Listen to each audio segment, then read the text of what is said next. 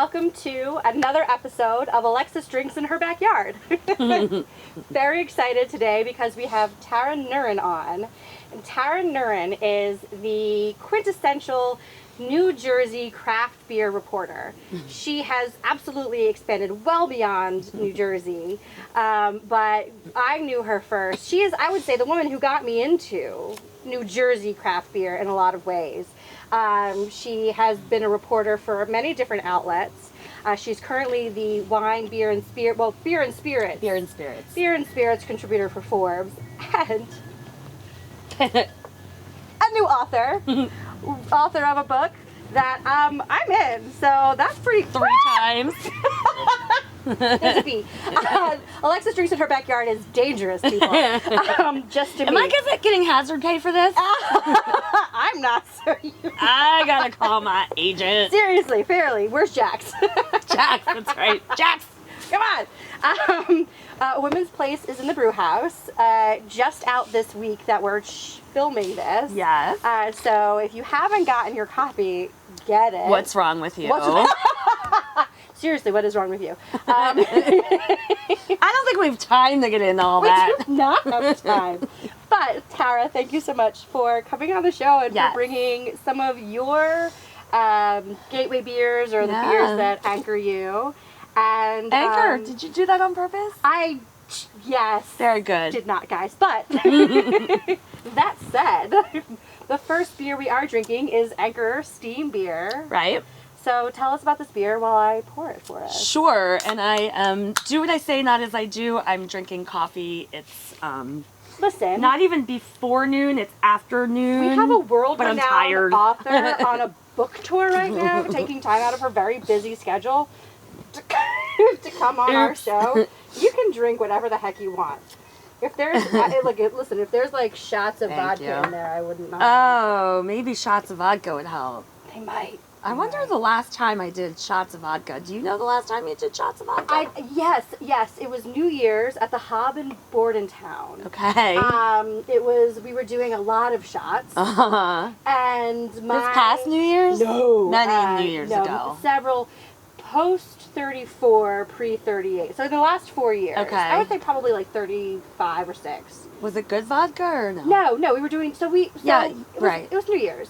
So we were doing lots of shots. Mm-hmm. And we did a shot that I love, which is a little beer, which is Liquor 43 with Bailey's floated on top. What? Oh, yeah. Listen, we'll get into that. Yeah, so good. Such a great shot. I love Liquor 43, sorry to interrupt you. Let's do this. Is actually not exactly how I started drinking, because that was Budweiser when I was a toddler, but like when I started sneaking from my parents' liquor cabinet when I was 12, it was Liquor 43. That's because so random. 12-year-old girl, very sweet rum-like substance, always in the liquor cabinet, me. And I get excited when people talk about it because most people don't really know what that is. Yeah, most people don't. And I'll tell you though, a little beer shot is the most dangerous shot you'll have. Yum. So Liquor 43 layered with Bailey's? With Bailey's floated on top. So it does look like a tiny beer. And you shoot it and you don't realize you've had as much alcohol as you just had. Oh, and so much sugar. That's such a hangover. Oh, no, it's terrible. Disaster. Sure, right. So I order that shot and then my friends are like, let's do lemon drops. Oh, and after that? Yes. No, it's a mistake. And here's the thing. I shouldn't drink vodka ever. I shouldn't do shots after. It had to be like 35. You should not do shots after 35. Unless, like, you're a professional and I'm not when it comes to shots. And I just made an embarrassment of myself outside of the hob. And they were, like, super sweet. They were like, sorry to tell you this, but you cannot come back in. And I was like, you know what? That's a responsible thing for you to say. Like, I totally support that. So, but that was the last time I had a shot of vodka. Alexis drinks. Alexis drinks. Poorly. So, we're drinking Anchor Steam. We are drinking something that has far less alcohol than vodka. What is this? Like 4.9. Okay, so we all know Anchor Steam from Anchor Brewing. Yes. The reason I picked it, a couple reasons, but, Anchor was the very first craft brewery in modern America. It wasn't started ground up from scratch, so some people say New Albion was the first brewery, some people say Anchor was. I say whatever's convenient at the time. Right. I say it's delicious, so. Right. And so I remember in the 90s, so I started drinking craft beer in the early 90s because I'm older than I want to admit. And I went to college in the early 90s in New England. And so there was a lot of good beer coming out of Boston in that area at the time. So I started drinking it. And then I graduated. I moved to San Francisco. I moved to New York City. And Anchor is in San Francisco, but it was also a beer that was better than most that you could get anywhere in the country pretty much. So I would drink that a good bit. And it smells nice and like delicious. Oh, it's so delicious. And one of the things that's funny when I think back on it is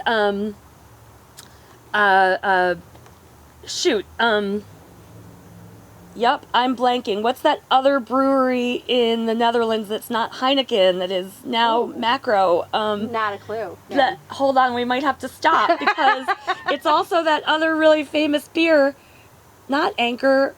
Never mind. I will think of it. I told you guys I was tired. You're all are like, it's this. It's such a famous beer. Whatever beer international. You guys are thinking of, it's totally it.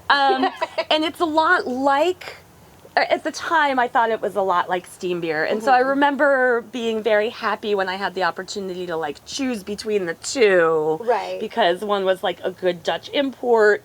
One was Anchor Steam from San Francisco, better beers, and just being able to choose multiple good craft beers at the time.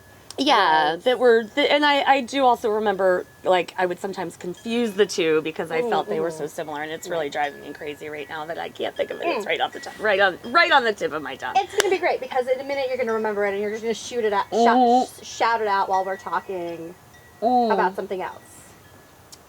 Yes, hopefully I will remember by the end of the recording. But so that's why I wanted to bring on Anchor. It's just like I have tremendous respect for the brewery. It's owned by Sapporo now, so it's not craft anymore. Right. Blah blah blah. We don't need to get into that. But no, but I mean, but we're talking about your craft journey, and that's part of a craft journey. A lot of our, gateway, those of us who, I mean, and I've been drinking beer even, not as long as you, but longer than I care to admit to. It was a long time ago. And Avery is owned by someone else now, too. Yeah, Spanish company. Yeah, but when I started drinking it, they didn't even have their own tasting room. Right, because you lived in Colorado. I lived in Colorado. Avery, that's why you're thinking of it. It was my gateway beer. Okay. White Rascal. White Rascal. Again, so small they didn't have their own tasting room. They would have this strong ale fest that they had at the bar that my then boyfriend's best friend managed. Okay. So I got to drink some really great beers. That's awesome. That your girl had no idea she was, drinking the nectar of the gods. Yeah, Avery, like, whatever, ownership, whatever. Right. Like, Avery's amazing. Their Avery is Lillicoy is amazing. Some of their big stuff. Like, yeah. And that's the thing, like, the you can't discount the impact they've had on the craft world just because they're currently not technically craft. That's absolutely right. So, and I think that, like, I would say that Anchor Steam is, the first the first non-Colorado craft beer I was introduced to. Oh, okay. Because the guy I was dating was from Alaska. Mm-hmm. And Anchor Steam was, like, he just loved it. Like, it was all the rage for him. Yeah. So, this is, I mean, and this is delicious. It's delicious. Like, it's just a really good, straightforward beer. And it really did freak me out for a little while when I first started seeing it in cans. Mm-hmm. In the 90s, you wouldn't drink craft beer out of a can. And they redid their logo recently, and, like, they got panned for it. Like, everyone hates their rebrand.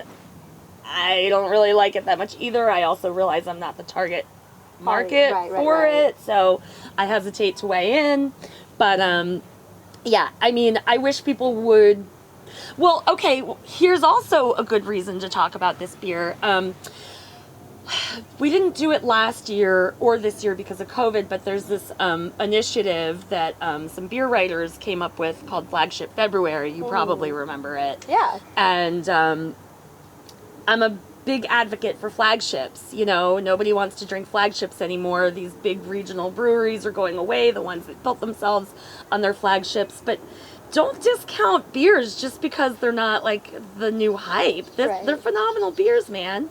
Like, I would drink this every day. Yeah, no, absolutely. And one other thing I have to say that's exciting is, talk about progress in one's career.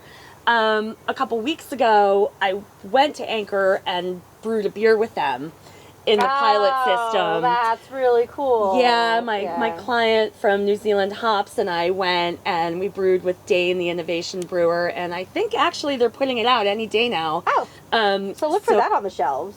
Well, it's going to be if you're maybe in San not Francisco, in our shelves. go to Anchor and ask for the NZ Hops beer and tell everyone how delicious it is. Love it. Good plug. But yeah, I'm great at the plugs, man. Yeah. I mean, that was huge because I'm such a beer history geek, hence the book. And being there at Anchor, getting to brew is not something everybody gets to do. And I just felt like really awed and moved by that privilege to be able to do that. That's awesome. On that note, we are going to take a break. We'll come back. We'll talk more about this amazing book about the history of beer, but more importantly, the history of women and beer. Thank you so much. And we'll see you guys in a minute.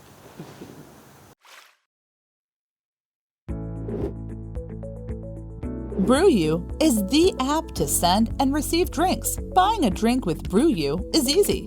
First, select a recipient, choose the location, and then pick a drink from their menu and send it out. It's easy to stay connected with the people you care about with BruYou. Whether it's a birthday or promotion, or just because, sending a drink with BruYou is great for any occasion. When someone buys you a drink, you'll receive a notification with the details, and the drink will be stored in the app until you redeem it. When you're ready to redeem a drink, follow the prompts and show the bartender the confirmation screen. Once your drink is received, close it out on the app and say thanks. Then, cheers! You just received your first drink on BruYou. Available for download on the App Store and Google Play Store.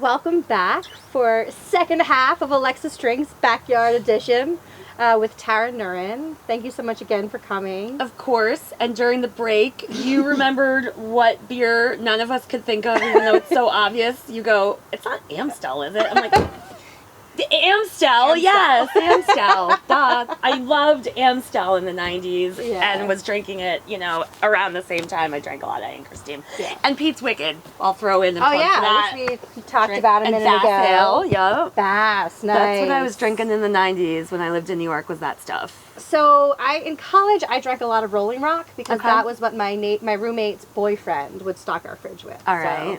So, the one roommate that we had that had an older boyfriend would show up with a case of Rolling Rock, and it would live in our fridge. That was good at the time, right? Like you were styling if you were drinking Rolling Rock. Yeah, sure. I don't even think about it. I never account for that part of my drinking, my beer drinking past. And I really should. I had in Killian's Irish Red. Yeah, that was a thing. I mean, Killian's was a better beer at the time too. Yeah. I drank a little bit of it. Coors, which never admits what they own. But anyway, we're not here to talk about Coors. We're here to talk about. Let's talk about Troegs. Yes. So I love that beer. Yes. Just in general, first of all, I love Troegs. Good local favorite. Troegenator in particular, though, I brought, and I was happy to happen to have one in my house. One of the first beer stories I ever wrote, I started out by talking about Troegenator. It was, thank you, it was for Philly Weekly, and I was writing a story about high ABV beers, because at the time, in Philly, this would have been around 2006, a lot of people didn't realize that if you were drinking a craft beer, it was going to be a lot higher in alcohol than what you might have been used to. And so my big break in beer journalism, this first big story I wrote, was about that. And I started out with an anecdote about how I was driving this little guy I was friends with home who didn't drink. He was kind of innocent, and I had to pull over in front of the art museum so he could get out and puke. And he was like, I don't know why I'm so drunk. I only drank 2 beers. And I said, no, you drank 2 Troegenators. Right. And here we are today. So thanks, Troegenator Brothers. Salud. Love this stuff. Yeah. That story is not in the book, but there are a lot of stories about you in the book. And I think you should do a dramatic reading. Alexis has 3 entries in the index. I do. I'm impressed by myself. And she keeps texting me, telling me that she's doing dramatic readings for her family. And if she doesn't do it on camera, I'm going to make her do it after. We'll do it after. But because, I had said to my mother, that I was just so excited to be in the book at all. Because, and she was like, why? You've done amazing things. I'm like, yeah. But this is a book about the history of beer. And the women and their role in the history of beer, which is so significant. And there are so many women in the whole history of beer, but also specifically in the more recent history of craft beer in America, right, that have such a significant and global impact that I feel humbled to even be mentioned in a book with women like Carol Stout. Women like the women who are in this book, that could be their own books, and that, just my contribution to craft beer in New Jersey made it in 3 times. 3 times. Well, so you made it in the first time because, having been executive director of one of the Brewers Guilds, you're a really excellent example of a role that women do have in the industry. There are a lot of executive directors of guilds, state guilds, who are female. Which is not surprising, because women foster industry. Period. Women, and not given the opportunity to, but in some ways it has to be given or resting the opportunity to, because men typically hold those positions and hold the ability to, hire those positions. When that happens, things thrive. When women are able to do the work that they want to do, to foster an industry, to foster a business, to foster anything, it thrives. So, well, and something, I don't know that I state this directly, but I think people who read the book will pick up on this idea that very often if a woman is going to succeed in a male-dominated industry, she has to be better than the men she's competing with. Yes. And so you get these women, I mean, I'm just speechless writing about some of these women, and you know, I feel like I could never be as great as these women are. You literally wrote the book on it, though. And well, I'm just telling the stories of great Right. women, and it's because, you know, you have to work harder to get to the same place. It's like that expression, Right. Ginger Rogers did everything Fred Astaire did except backwards and then heels. Right, exactly. So there you go. Yeah. Oh, and then I was going to say, so, Right. okay, so that's why you made it into the book the first time. You made it in 3 times because you're so freaking funny. Let's be real. Thanks. And you're just an amazing quote. And I've said that to you since Oh, day yeah, I one. Like, appreciate you're, that. I think maybe your first on-camera interview was with Gary Monteroso It was. and me, and like you were a natural, like right away. I love quoting you. You crack me up. Anyway, Well, it's good, and truly, you know, and what I love about this book, and we were talking about this earlier, is that, like, you know, I haven't read it straight through. I mean, I haven't read the whole thing at all because I just got it, but like, I haven't even started it in that way because I just keep picking chapters that I'm interested in reading, and I like that, like, you know, you go back and forth between, you know, the history, what's happened, and then what is happening. And you tell these great stories, and then you put it, of these historical stories, and then you put it in a, you know, modern context. And you talk about, you know, again, like these women that, like, we could look up, we could reach out to, we could, you know, at least see what they've been doing and, like, emulate ourselves after them, which is really cool. So, yeah. yeah, I mean, that is a neat point. And like I said to you when you brought it up a couple minutes ago, I hadn't thought of that. It's a book you can read cover to cover or not. Right. Like, you can literally just, like, read a chapter or look in the index, pick out a name you're interested in, find that person, or, like, each chapter has... Read about me 3 times. 3 times. You know, a lot of the chapters have a lot of subsections, too. So you could end up reading, like, a couple paragraphs, you know, when you're in the bathroom. Right. And then, like, okay, I'll pick this up again tomorrow. So, yeah, that's a good selling point. I hadn't thought of that before. Thank you. I do what Great I can. bathroom book. It is, though. It is. It is. Well, and I have 3 copies, 1 copy for each of my parts. I thought you were going to say each one for each of your bathrooms, but... No. More Troegenator? So, Well, that's true because, like, so you know, I love it. This is 8.2%, and it has, you know, so I like this part. Monk said fasting figured out, no food, no problem, just drink a double bock. So that's what this is. This is a double bock. See, I don't know these things. Thick and chewy. And so, okay, let's talk about the use of the word chewy in the description of a beer. Yeah, okay. Like, why? It's got a lot of sugar to it. There tastes like there's a lot of unfermented sugar in there. Yeah. And so it's got this, like, mouthfeel that makes itself known. Yeah. Can we talk about how, so I used the word mouthfeel to a friend of mine who's not in the industry. And he was like, that is not a word. It's so a word. I know. I think it made him uncomfortable. I might have used it in the Next time the word mouthfeel makes somebody uncomfortable, you should throw the word fuzzy in there. See how that works out. See how that goes. So let's think. Actually, I was thinking, like, all right, who else from New Jersey is in this book? And That's a great point. We picked the backward flag glass for a specific reason for Tara to be drinking out of, because Tori's my hero. Tori's everyone's hero. Should be. Tori's in the book. Like you, Alexis, I could have made Tori's part much, much, much longer. Yeah. I love writing about her experiences. She's a great quote. I love, so Tori's in the book, owner of Backward Flag. Yeah. In Forked River, let's see, our good friend Hillary. Yes, From love Hillary. our floor maltster friend Yes, is we're in gonna the try book. to get her on the show. Oh yeah, for Talk sure. about, the alcohols that Hillary has made happen from her malts. That's a great theme. Lots. Oh, I know. And spirits too. I Yeah, mean, people yeah. all over Jersey who are making spirits and beer From are Hillary's clamoring for her malt. Oh, you know, a great historic story about a New Jersey woman in this book is Elizabeth Hadden.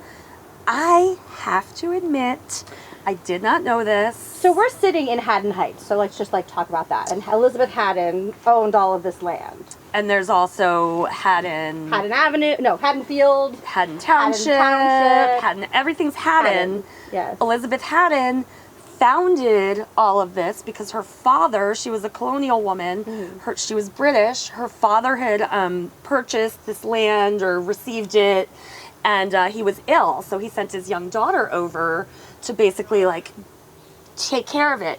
She was unbelievable. You absolutely want to read the story about Elizabeth Hadden, just how smart she was and how much she worked with the indigenous populations to learn medicine, and she was literate, and she was a brewer.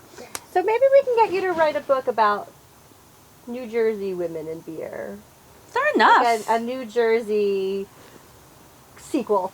There are a lot of women doing really cool stuff in beer everywhere, but in New Jersey, I mean, somebody was commenting on it the other night, I think, too, weren't they? God, you look at a lot, women own a good number of breweries in this state. Yeah.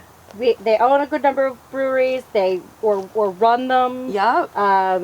We need more women brewers. We have good women brewers, absolutely, but women have a really strong presence in every other aspect of the industry too. A really strong presence.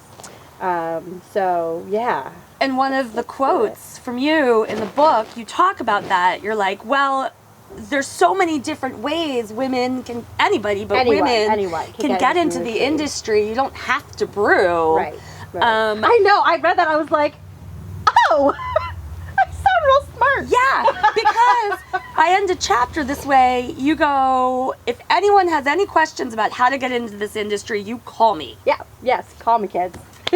On that note, I think we're gonna end. Okay. Thank you so much. You're welcome. Really appreciate all of your great beer wisdom, all of your great beer history wisdom. Thank you. Get this book if you haven't already. And if you do buy it and let me know, I will in fact do a dramatic reading of any part of the book you want. It doesn't even have to be my part. Just with that sweet deal. Tara, thank you so much. You're so welcome. Thank you, dear. Cheers, everybody.